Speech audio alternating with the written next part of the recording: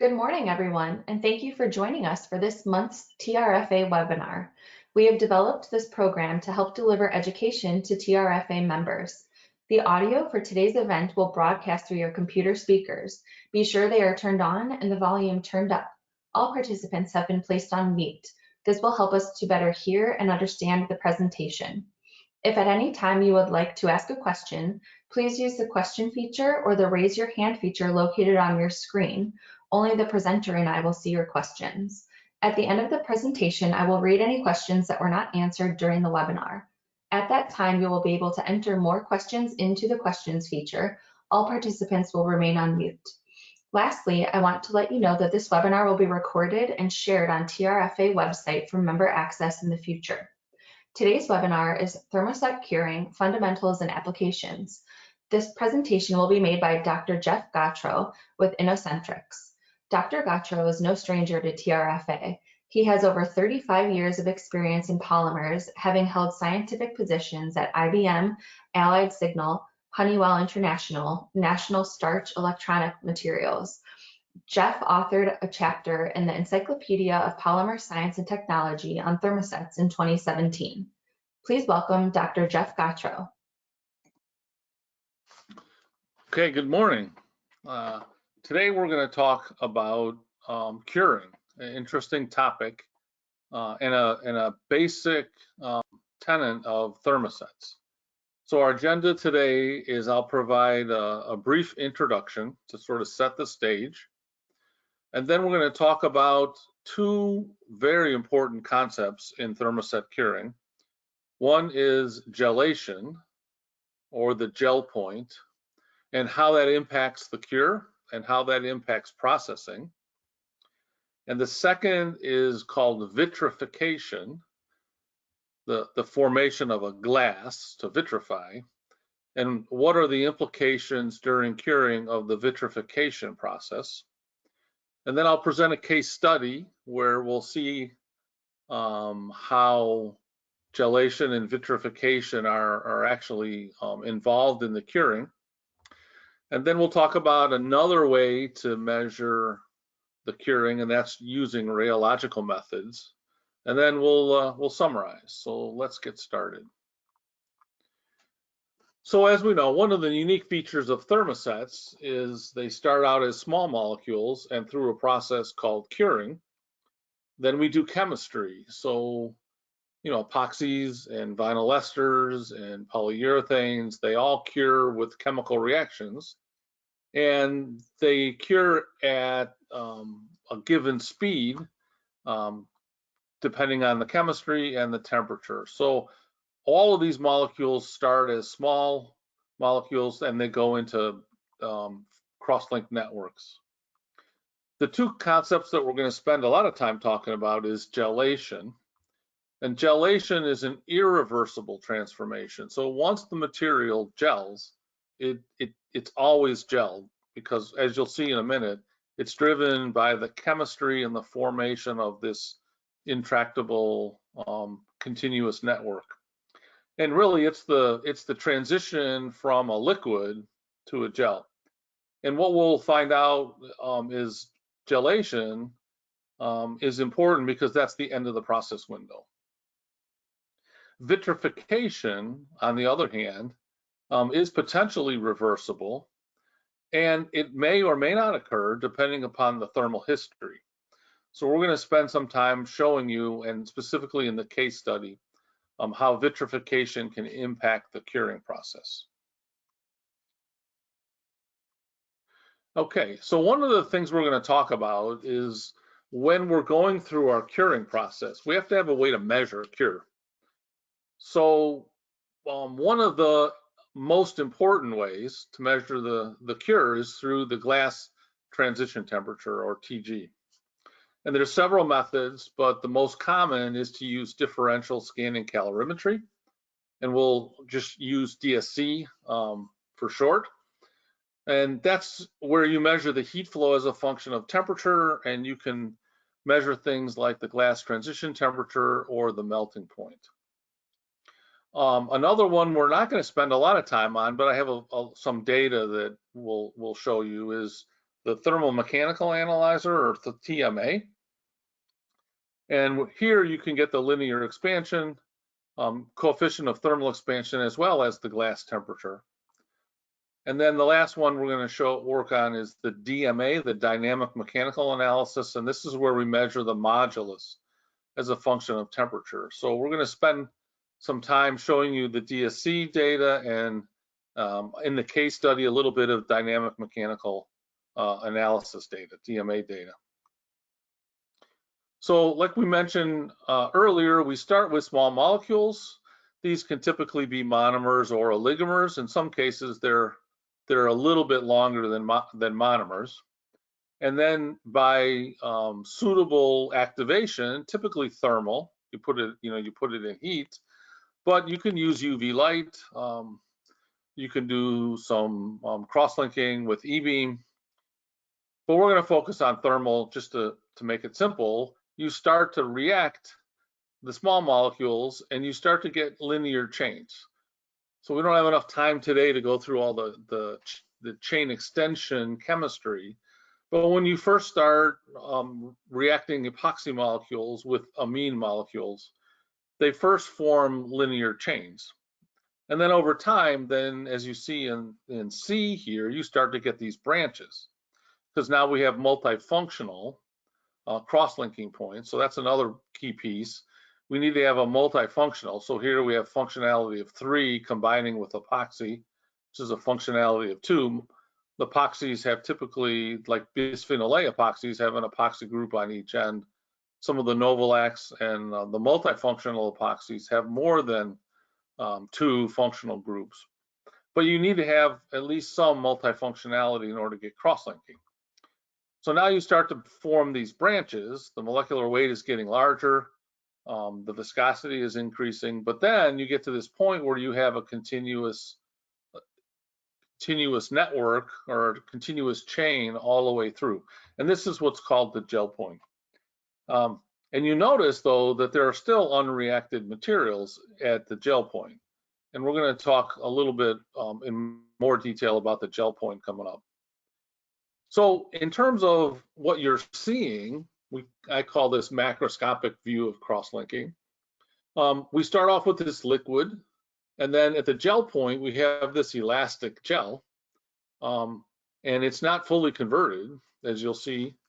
And then we form, past the gel point, we build this equilibrium network. So let's first look at the viscosity. So if we look at a low degree of conversion, so this is conversion across the axis here, so no reaction to fully cured, you can see that we start off with a very low viscosity liquid, and that's why we can do things like this needle dispensing and flowing into autoclaves and all kinds of interesting things because the viscosity is low. But then as we start to cure the chemical reaction, so now the conversion moves along this axis, the viscosity dramatically increases because in the previous slide we saw how the chains were growing, linear chains forming cross branching, and then those branchings reacting with other chains causing a cross-linked structure. And so then we have this conversion at the gel point where the viscosity, the steady shear viscosity here, essentially asymptotes to infinity, which means if you're trying to flow into a mold or you're trying to laminate or you're dispensing an adhesive, if it's curing to this point, you're not going to get any more flow. And then you start to build this, what we call the equilibrium modulus. So the first appearance of the equilibrium modulus comes at the gel point as well, because now you have the beginnings of a network that can actually hold a stress or have the beginning of what one would think of as sort of the solid modulus. All right, so gelation is irreversible. So it's something that happens as the liquid goes to a gel or rubber. And gelation can impact the shelf life or the work life because, as we saw in the previous slide, at the gel point, the viscosity gets to be very high. So it's no longer processable. So if you need to if you need to get the material into your form, dispensed or molded, you have to get it in there before gelation. And gelation is what we call an ISO conversion point. And you can actually calculate the conversion of the gel point. There's no measurable rate on the effective cure, so you'll see that the curing continues to go. And we're not going to spend a lot of time on this, but it's frequency independent. It's a rheological way you can actually measure this.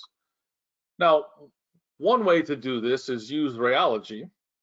And what we did here is we went down to the Home Depot and got 5-minute epoxy, put it in the rheometer, and we looked at G prime and G double prime, the dynamic moduli. And this is done isothermally at room temperature. And you can see that where G prime and G double prime crossover by the arrow here, that's essentially it's an approximate measure. It's not the exact measure, but it's an approximate measure of the gel point. And what we saw here is we have time in seconds across the bottom, and this was done at 1 hertz.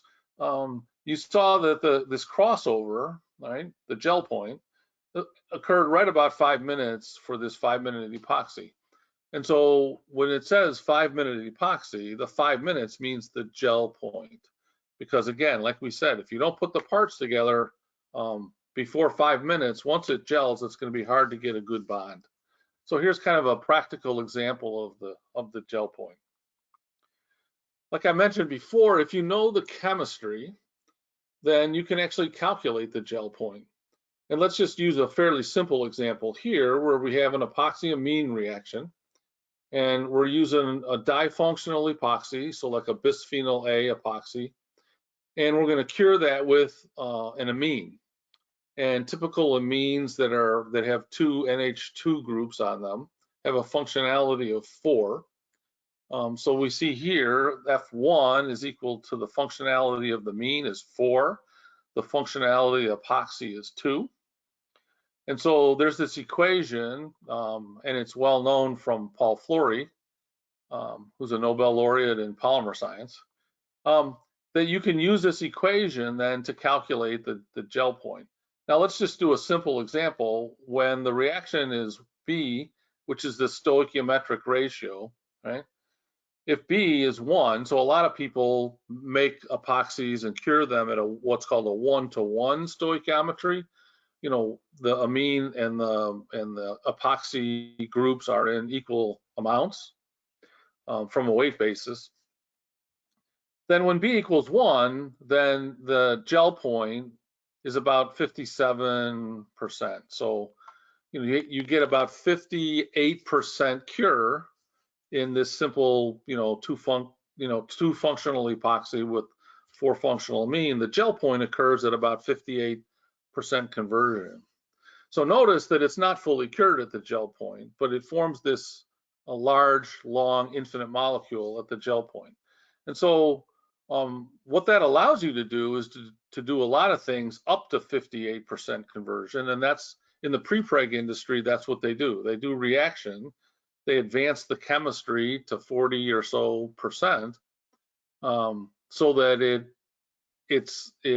has a higher molecular weight, it has prepreg-like properties, but it hasn't gelled, so that when you put it in the mold or you laminate it or whatever, you're not above the gel point. It's still going to flow till you get to the gel point, and then you're going to fully cure it. So this is just an example of how you can actually calculate it. Now, how do you measure the progression of cure? And so this is a DSC trace. So we see heat flow here. So we see a glass transition temperature here of the unreacted. Then there's a big delta H. We call this the delta heat of reaction. This is the heat given off when the material cures. And so one way we can follow the cure is actually to watch this heat of reaction as a function of cure time, or we can watch the glass transition temperature. So you can see here's the glass transition temperature, and it progressively increases, right, as the curing proceeds. So we have uncured material here, and then 15, 30, 1 hour, up to 16 hours. So you notice the glass transition temperature keeps moving up But when you get out here to high degrees of conversion, it's actually very hard to measure any residual heat of reaction. So we're going to show you a way to overcome that by using the glass transition temperature as a way to monitor the degree of cure.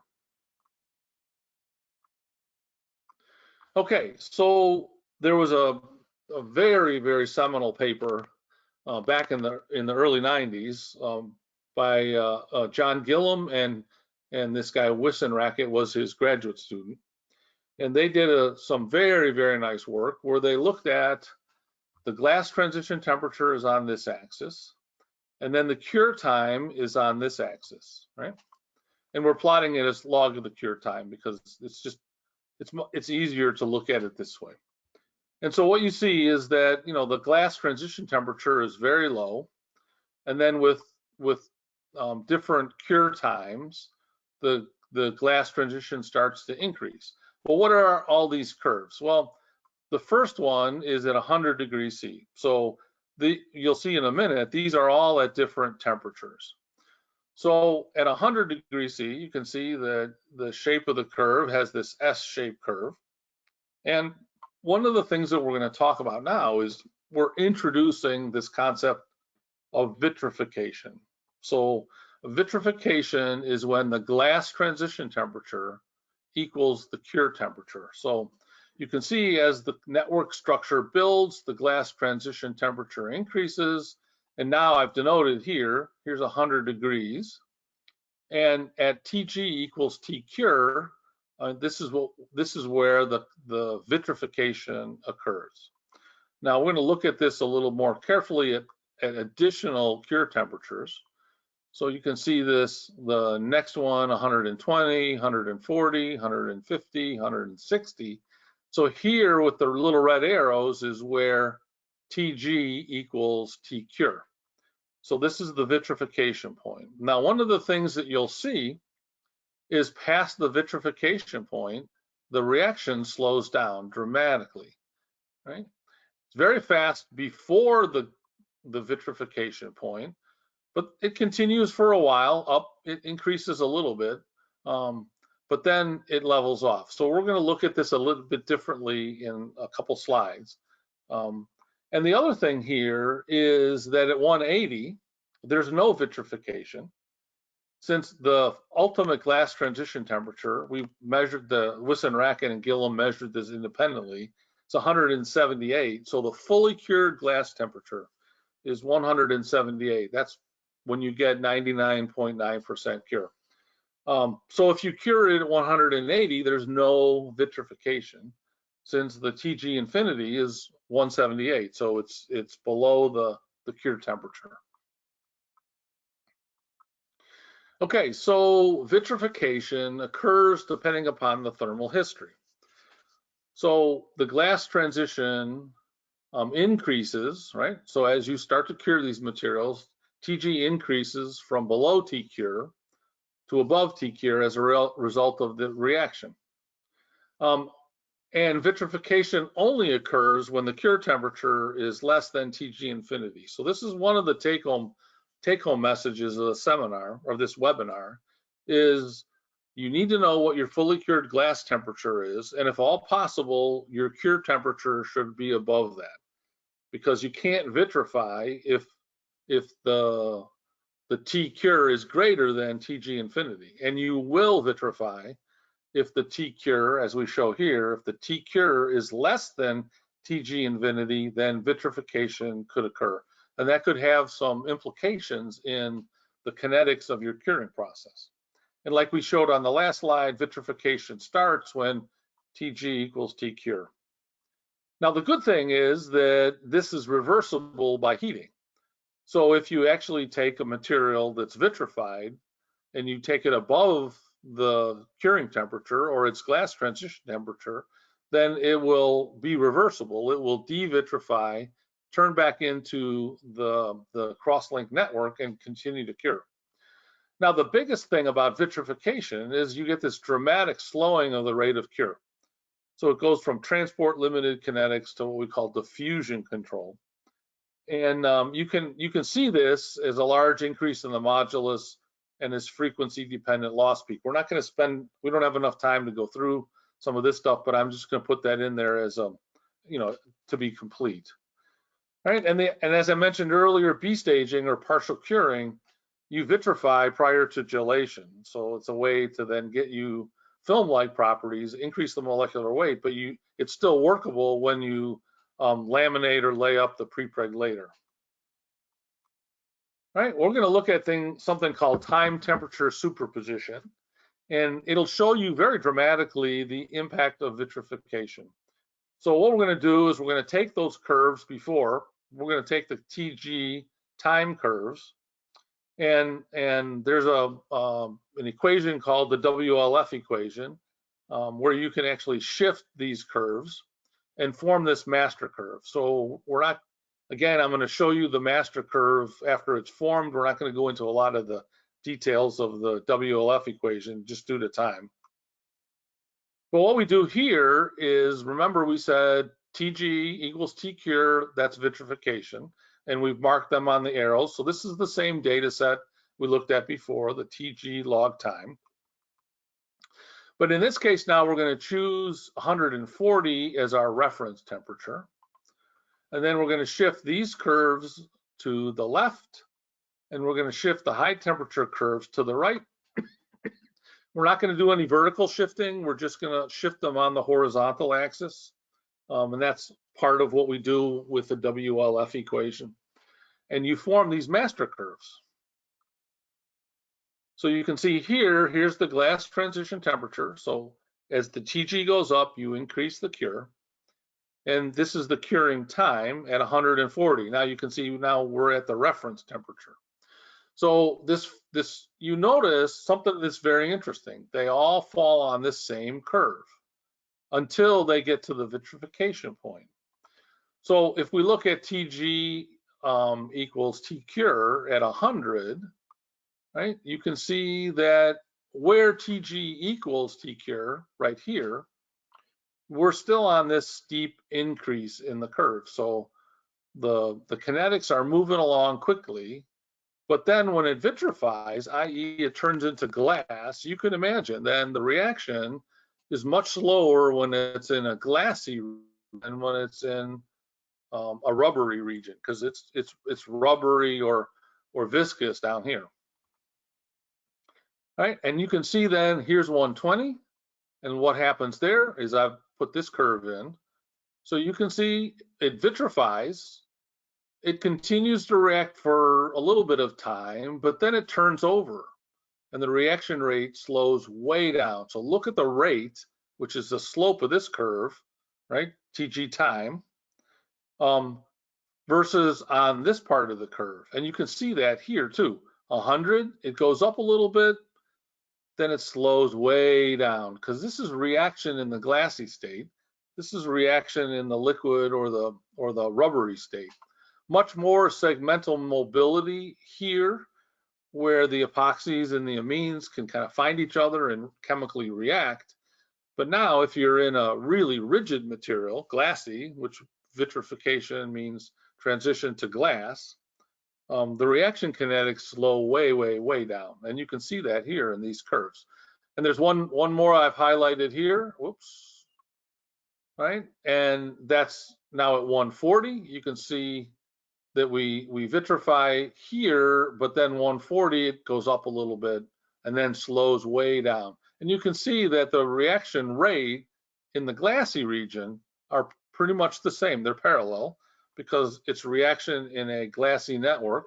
And you can see here the reaction rate when you're below the vitrification point is about the same as well.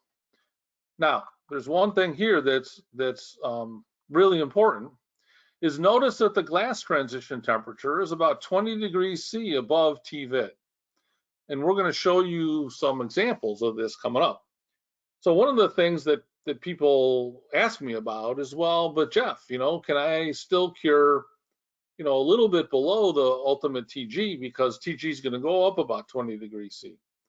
And I say, well, if your process is in outstanding control, then you might be able to get away with, being close to, curing around the TVIT.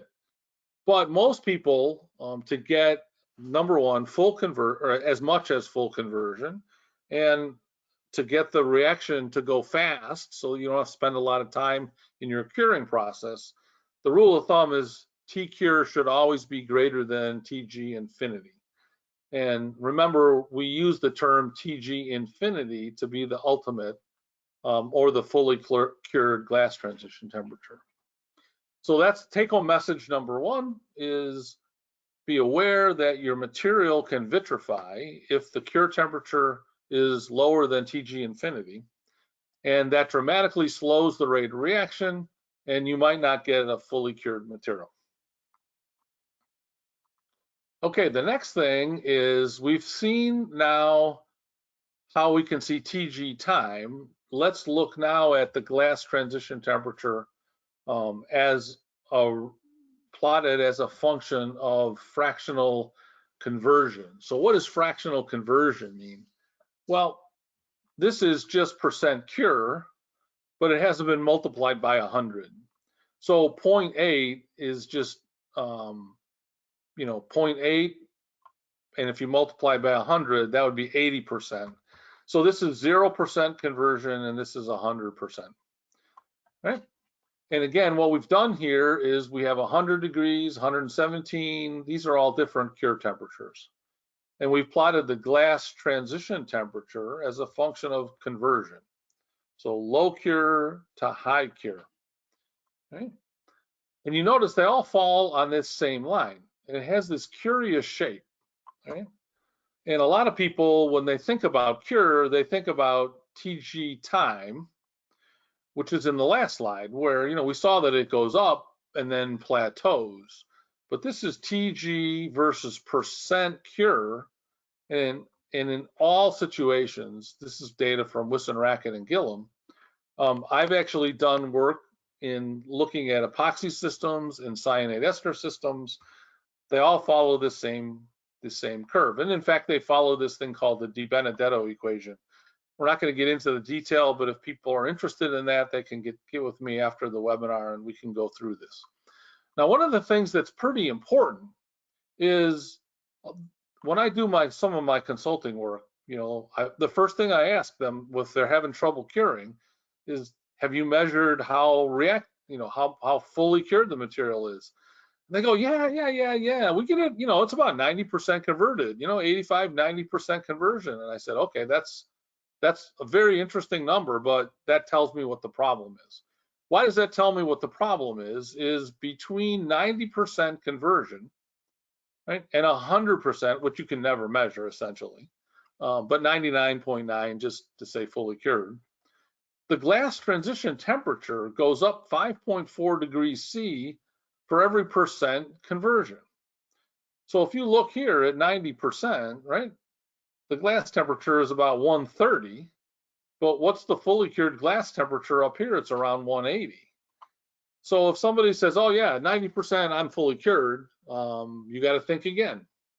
So this is take-home message number two, is if you really want to understand how fully cured your curing process is, you need to very carefully look at the glass transition temperature as a function of conversion.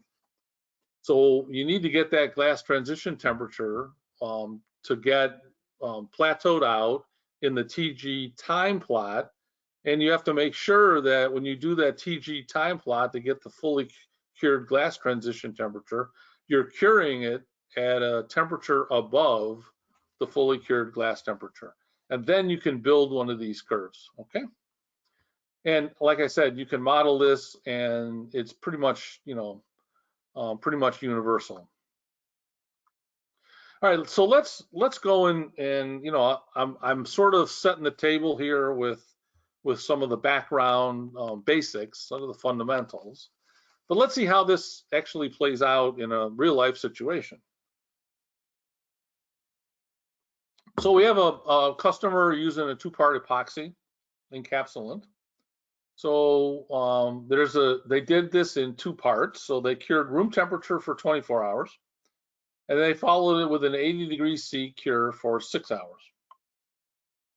and the customer has no experimental data on curing or the physical properties. So, you know, we've been asked, you know, the class today has been asked to look at this. And so the way they make this is they mix the 2-part epoxy, and then they cast it. And then once it's cast, then it's room temperature cure for 24 hours. And then after the 24 hours, they come in and they load it into an oven. They cure it for 80 degrees for 6 hours, and then they test it.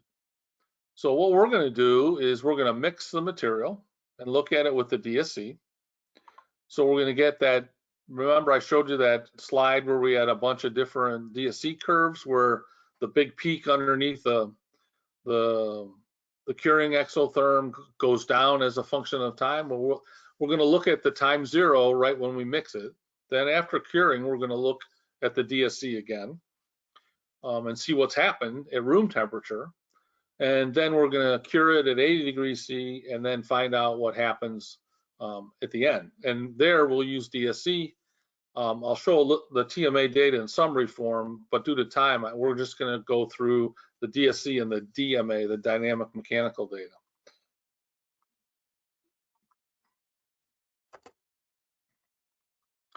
Okay, so we mix the A and B together and we put it in the DSC right away. So we mix it, put it in a little DSC pan, we run it, and we see that, you know, we've got a pretty nice clean exotherm. We have one big main peak here, and it looks like somewhere around here in the 160 or 175 range, there might be another little peak, right? So there might be 2 different reaction pathways depending upon how you look at this little shoulder. But it's a pretty clean exotherm, so and it's pretty sharp. So we're going to say, oh, we're going to be able to figure out as we watch this whether we're getting cure. And the other nice thing is the first thing you do is you run this up in the DSC up to, you know, high temperature, and then you cool it back down so you don't take the sample out, right? So you've cured it on the first path, because you notice we get the heat coming out and then we get back to the baseline here.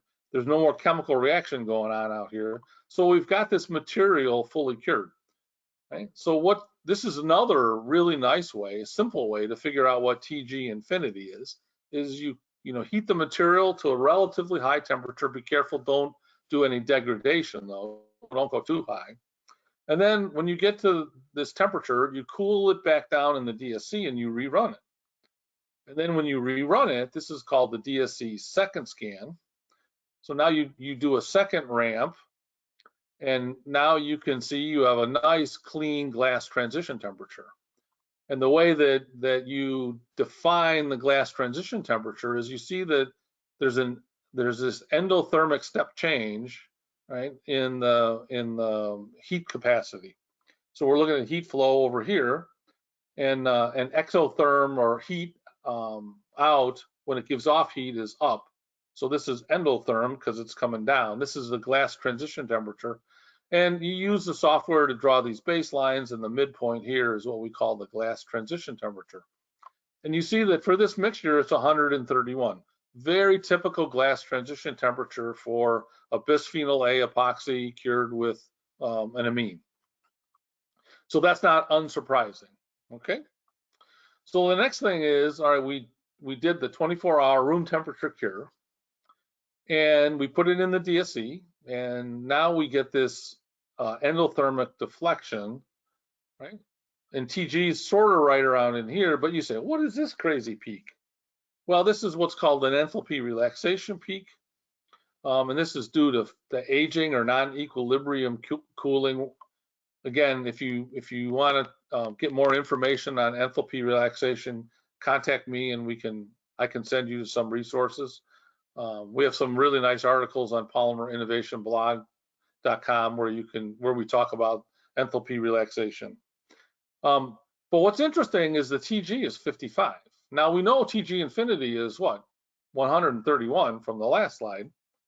So why is the TG only 55? Vitrification. Why? Because room temperature, right? The T cure is 25 or 30, and TG is 131. So TG goes up to about what? 30 degrees above the cure temperature. So remember on that time temperature superposition slide, I said TG can go up 20, 30 degrees or so. Well, look what we see here. TG is about 30 degrees above 25, which is the room temperature cure. And then you see this very large exotherm indicating that this is a long way from being fully cured. And you could see that if the TG is only 55, if you looked at the fractional conversion, this might not even be gelled yet. Okay, so then the next thing is let's look at the DSC after 80 degrees C. So now put it in the oven, 6 hours at 80 degrees C. Right? So now at 80 degrees C, we have a new TG, and it's 107. Right? And we have the same enthalpy relaxation peak. Right? But here's the glass transition temperature. So it goes through TG, and now above TG, there's segmental mobility because it's in the rubbery state, right? And now what can happen? We can get additional reaction. So what we see here is we have a more exotherm. So it's not fully cured after the 80 degrees C cure, and the residual exotherm is visible. So you can see that we still have more reaction that can be done. And in fact, we know that because the TG is 107, and we know TG infinity is 131 from our first DSC run, right? So again, why is the TG just 107?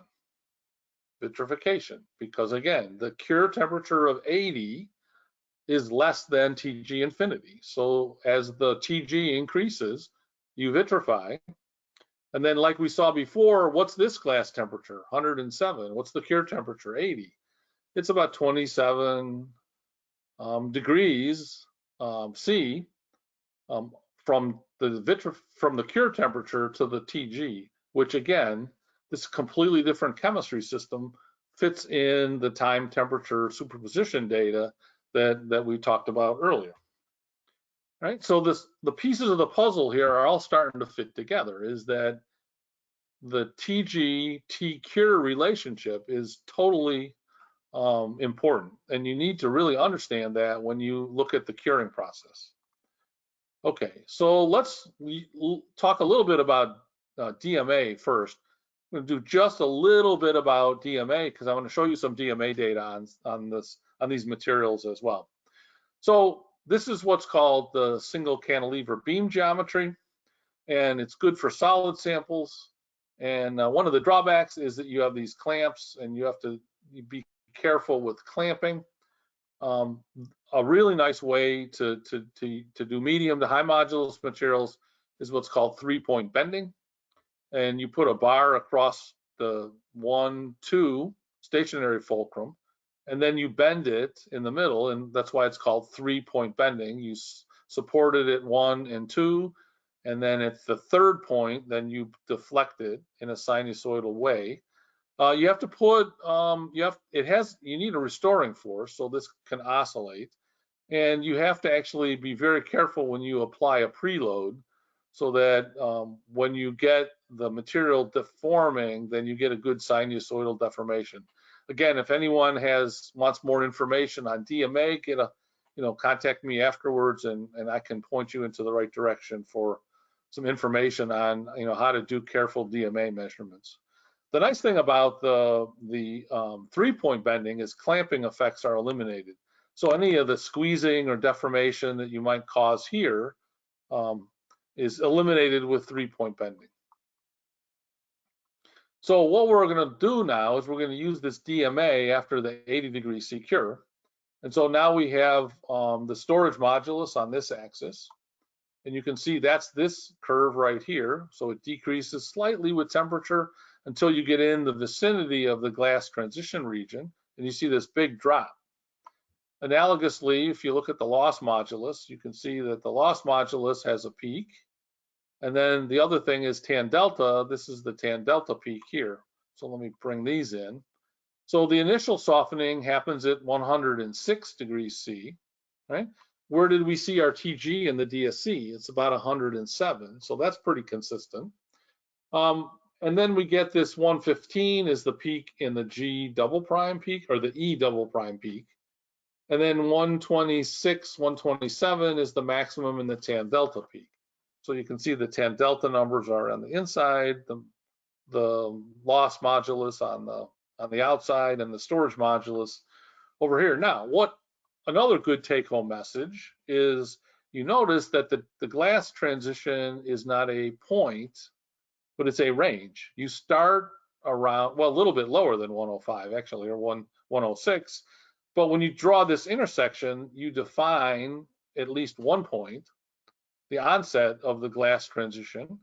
And then you can see here that the tan delta gives you a number of 126. So you can have a TG range from 106 to 126. And so the take-home message here is that the glass transition occurs over a range, and it's the convention that you use that defines the glass transition temperature. So remember, we used the midpoint in the DSC. A lot of people use tan delta max when they use their DMA data, and that's because it gives the highest number. So it sort of gives the high end of the range. And the other interesting thing to look at, a lot of people like using the storage modulus, right? Because you can see here, you start to soften, and then you're into the plateau right here, right? This is the rubbery plateau. And a lot of people like to look at the damping or the tan delta peak, because the tan delta peak, if you run down here, is pretty much the end of the range of the glass transition temperature. So by the time you get to the maximum in the damping peak, you're pretty much finished with the physical changes that you get when you look at the storage modulus. So TG is not a point, it's a range, and the number you report then depends upon the technique and your convention of assigning the glass transition temperature. Okay, so that's what I'm going to talk about here, is in the DSC, right? We find after 80 degrees C cure, the DSC gives us 107. I didn't talk about the TMA, but the TMA we used also to get fully cured. And in the TMA, our fully cured glass temperature was 128, very close to 131, so within experimental error. And the TMA gave us 105 TG, and the onset in the DMA gave us 106. So we had, across 3 different methods, we had very consistent data after the 80 degrees C cure. Now, remember that rule of thumb we keep coming back to? Well, look at this. We can get, when we cured at 80, we can get T cure plus about 20 to 30 degrees C, depending upon the chemistry. So the question is then, if you were the customer now and you had this data, how would you optimize your curing process? And I think most people are already answering in their head, increase the cure temperature. So you could either post-cure or increase the cure temperature. And so right now, we're running along the green line, right? So we go through gelation. This is what's called a time temperature superposition plot. So the glass transition temperature is on this axis and time is on this axis. But now we have this gelation curve, and then this red curve is the vitrification curve. And so when you cure below the ultimate glass transition temperature, see TG infinity is right here, right? When you cure below that, the green line, you're gonna go through gelation. All of these materials are gonna go through gelation as a function of curing. But then they're gonna run into the red curve, which is that vitrification curve. And so when we cured at 80, we gelled and then we vitrified. So if we want to then get the fully cured glass transition temperature, then we need to increase the cure temperature. So if we went up here to the purple line, right, where we were above TG infinity, then we would gel and then we would not vitrify and we get fully cured, right? So one of the things is either post-cured, or what I suggested in this particular case was you increase the cure temperature to above 130. And then that raises the glass temperature, if you have any volatiles, you can get the volatiles out and you get better mechanical properties. So this is sort of the application part of looking at the curing process. All right, we're going to change gears a little bit here, and we're going to still look at curing, but now we're going to follow it using rheological testing. And the easiest way to do this is to use what's called oscillatory testing. Just like in the DMA, right, where we had the single cantilever beam and we had the three-point bending, we applied a sinusoidally varying strain. So we deformed it in the form of a sinusoid. And then we measured the in-plane, the in-phase and out-of-phase stresses. So what we do here is we put our sample between parallel plates in a rheometer, and then what I'm going to describe is what's called a strain controlled experiment, where we actually deform the material.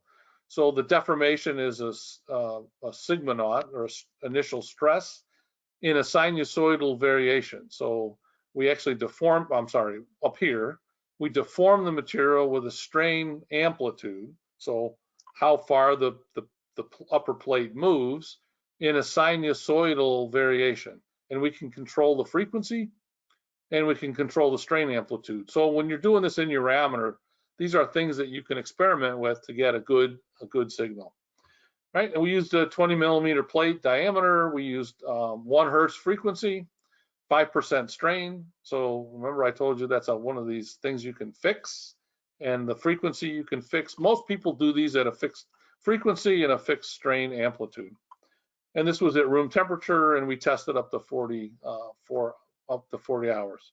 So what you can do is by measuring this phase angle. So these are in phase and out of phase. You measure the phase angle, and from that, then you can calculate G prime and G double prime. G prime is the elastic component, G double prime is the viscous component. And then from that, you can get complex viscosity. All right, so like we talked about earlier, now when you use steady shear, you diverge at the gel point, right? This is the conversion of the gel point. But when you do the small amplitude oscillatory rheometer, you can get this increase, and it continues because you're doing small amplitude. You're not steady shearing it, you're just wiggling the sample. So you can follow it using the complex viscosity all the way up into the solid state. So this is a nice way that you can get the viscous component, the elastic component. So you can see here, you got the viscous component, G here is the elastic component. And by measuring the complex viscosity in the rheometer, you can actually measure that all the way through the cure profile. So what we did here is we had some resins that these are room temperature curing resins. And we were looking at 2 different resins, A and B. And so what we're plotting here is the modulus. So it's either G double prime or G prime. So remember, I showed you this is the loss or the viscous component, and this is the storage or the elastic component. And you can see here as a function of time, room temperature cure, that the viscous component kind of goes up nearly monotonically, no difference, very little difference between the 2 resins. But the storage or the elastic component goes through this change right here. So what is this? Right? And so this just shows you there's a linear build in the viscosity, and then you start to get this increase in the viscosity. Remember when we showed you at the very beginning, the first stages of this is linear chain polymerization, followed then by branching, and then followed by formation of that cross-link. So let's focus now on the elastic component, because that really gives us a good feel of when you get these chains starting to link together, they get elastic when they cross-link. So in 1 down here, we have this linear build of the elastic, looks kind of like the viscous component. Well, that's because we're just taking these small molecules and making them into linear chains, but they're a little bit longer, the molecular weight is higher, therefore the viscosity goes up. But in region 2 here, we see this discontinuity and a very rapid increase in the elastic component, right? And now you can see that as in region 2 here, you're starting to get cross-linking, long chain branching, and some of these molecules now are starting to cross-link together to form a network structure. And so now you're starting to see that these materials are going to go up here, and guess what? They might cross out here if we ran the temperature or ran the time a little bit longer. What we were really interested in is figuring out, how to get past this point so that we could actually then look at the properties after, 2.5, 3 hours of cure time. All right, I'm going to show you now a mold compound example to how you can use this concept of knowing where the gel point is and then processing it past the gel point and then putting it in the oven to cure. So this is a mold compound. So it's a liquid molding compound, and it's dispensed over all these chips, and I'll show you sort of the cross section. So it's a liquid epoxy mold compound. So here's all these in the last picture you saw, those are all little semiconductor chips, and then they put a mold compound over it because what they want to do is encapsulate all these chips, right? So they put the mold compound over there, then they put it in a cavity, they squeeze it, right? And they cure the epoxy mold compound. So what's the rheology profile in these epoxy mold compounds? So in that picture that I first showed you where they were dispensing that circular blob, it's a very high viscosity liquid, but it's in the liquid form. And then as they increase the temperature and the time, the viscosity drops, right? So you get softening and it flows. So it flows over, and then when they close the mold, it puts pressure on it. So they increase the temperature and they close the mold and it gets to flow. And then when it's in the mold, then you get this low viscosity liquid, and they want to fill the cavity at the lowest viscosity so they can get the mold compound to flow around all these chips and encapsulate them completely. And then we know what happens, right? Chemical cross-linking starts. And now right about here in this U-shaped curve is the proximate gel point. So we use the fact that we use the viscosity to drop, or use the temperature to drop the viscosity, fill the cavities, and then we have a latent epoxy catalyst in there so that we can get the filling done, right? So we have this window here where the viscosity is low, but then at a little bit higher temperature, then it kicks off, and then we know where the gel point is. So essentially, if you get it just past the gel point, you should be able to take it out of the mold. Well, so here's another example of how you can use the dynamic moduli crossover point to approximate the gel point. So here's the red curve is the G double prime, which is the elastic component. Here's the viscous component, and the blue curve is what's important. That's the complex viscosity. So you can see it softens, goes through the minimum, starts to cure, and then here's the gel point. Now notice, past the gel point, the viscosity is still going up, right? Because again, we showed you this is an oscillatory experiment, so small deformation. If this was a steady shear experiment, the viscosity would go to infinity at the gel point. So this is what shows us that you can still follow how the cure continues, how the viscosity builds using this oscillatory rheometry.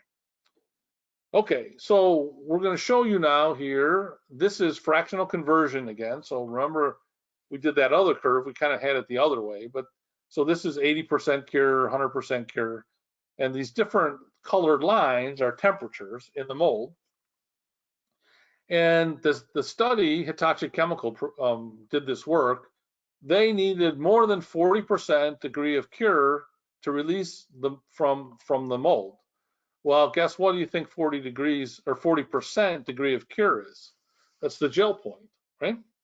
So they drew this line, 40% across here, and they said, okay, we can get to this point, right, the gel point, in 350 seconds at 120, 300 seconds here, and then super fast here.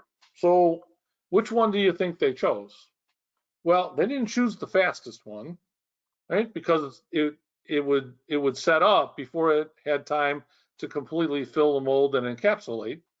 They didn't choose the longest one because they want to minimize the time in the mold. So they picked actually this 125 degrees C, 300 seconds.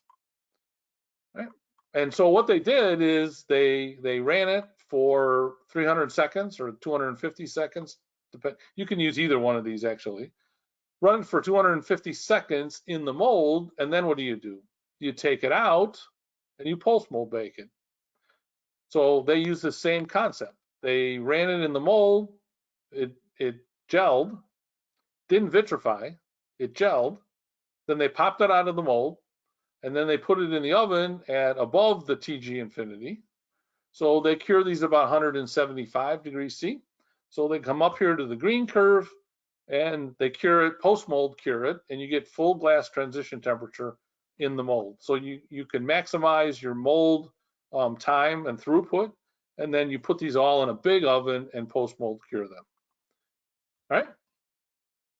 So in summary, gelation is an important concept in that it defines the end of the process window. So the take-home message for gelation is that one, you can calculate it. Two, it occurs at the same level of conversion.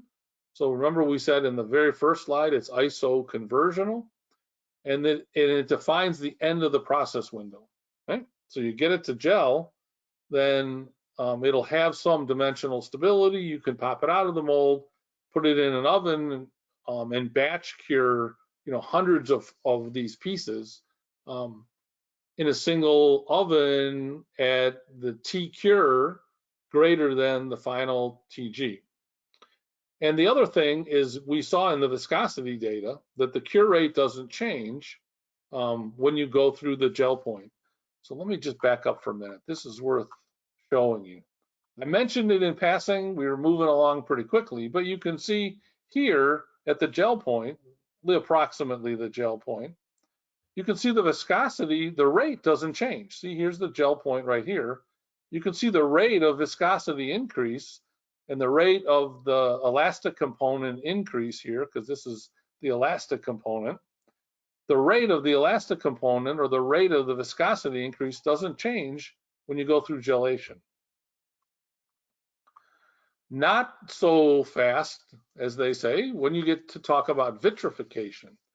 Because when TG equals T cure, or TG plus can be T cure plus about 20 or 30, the reaction rate slows dramatically, and we saw that in the TG conversion, TG time curves, where we did the master curve, and then we can see that 100, 120, 140, the TG increase is very, very dramatically slowed compared to below the vitrification temperature.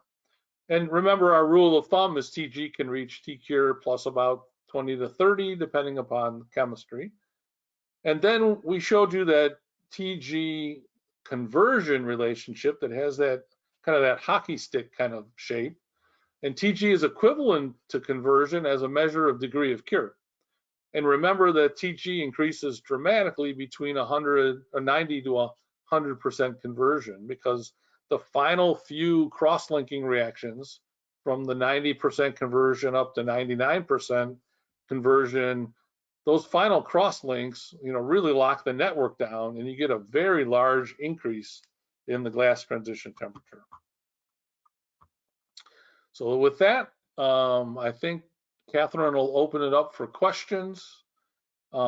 Here's some of my contact information.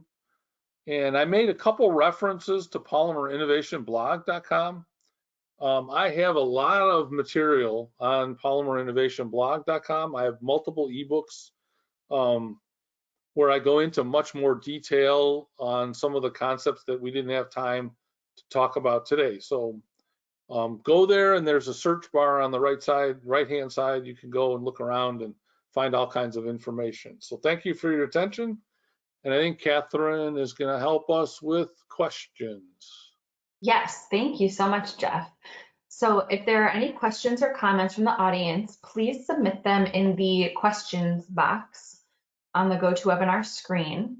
And we do have one to start us off. Does the TG conversion plat you showed apply to all thermosets?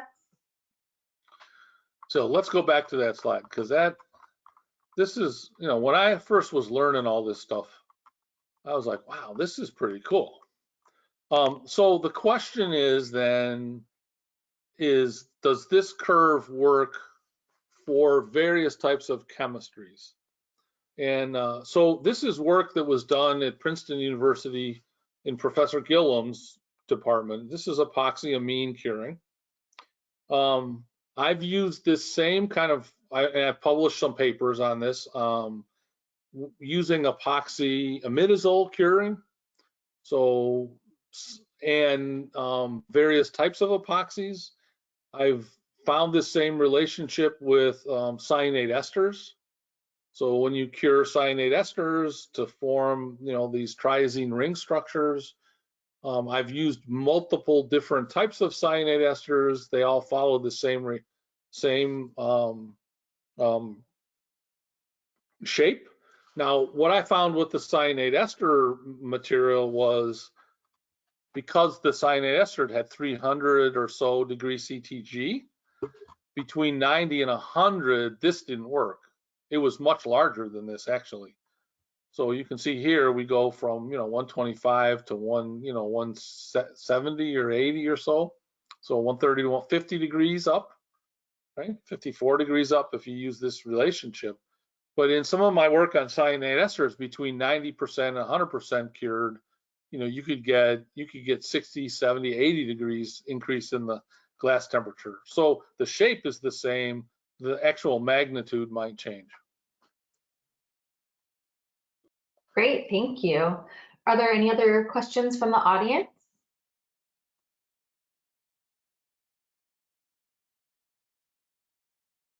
Okay, well, if there aren't any other questions, then I'd like to thank you all for participating today. Thank you again to Jeff for your presentation. Thank you all for attending and have a great week. Thanks, Jeff. Okay, thank you.